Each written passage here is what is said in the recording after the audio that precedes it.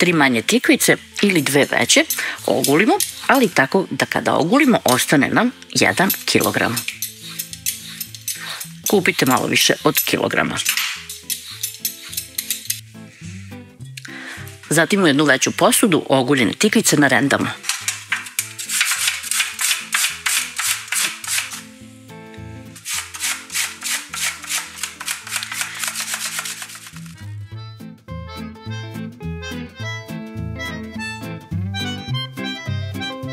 Tikvicama zatim dodamo jednu ravnu kašiku soli, a onda promešamo i ostavljamo da odstoji nekih 30 minuta. Kada tikvice ispuste vodu, nije potrebno da ih cijedimo, nego odmah dodajemo 3 cijela jaja.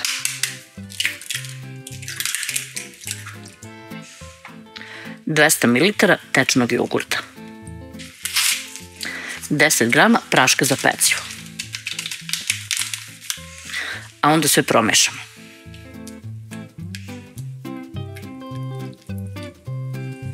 Dok su mi tikvice odstajale, razmerila sam i 500 grama mekog brašna, pa i njega dodam i onda sve zajedno izmešam.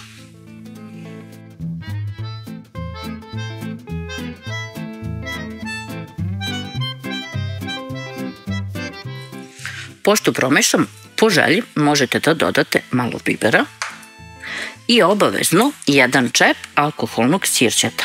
Sirće stavljamo pošto ćemo lepinje pržiti u ulju da nam ne bi se napile ulja.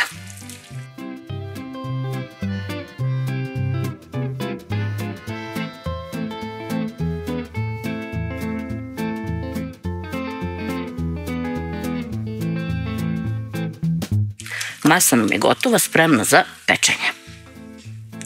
U tiganju uspemo ulje i zagrejemo ga na neku srednju do jaču vatru, to je kod mene 7 od 9.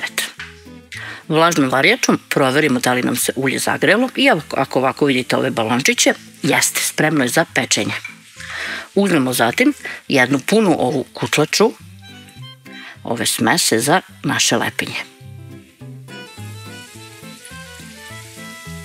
Sipamo na sredinu, a onda je ovako raširimo.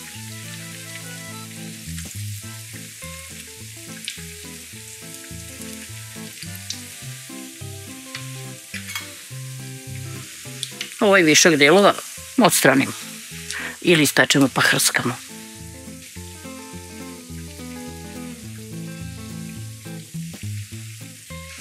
Kada pretpostavimo da je porumenilo sa druge strane, okrenemo.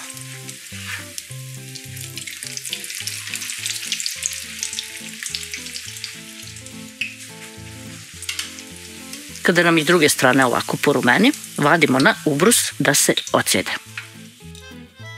I postupak ponavljamo.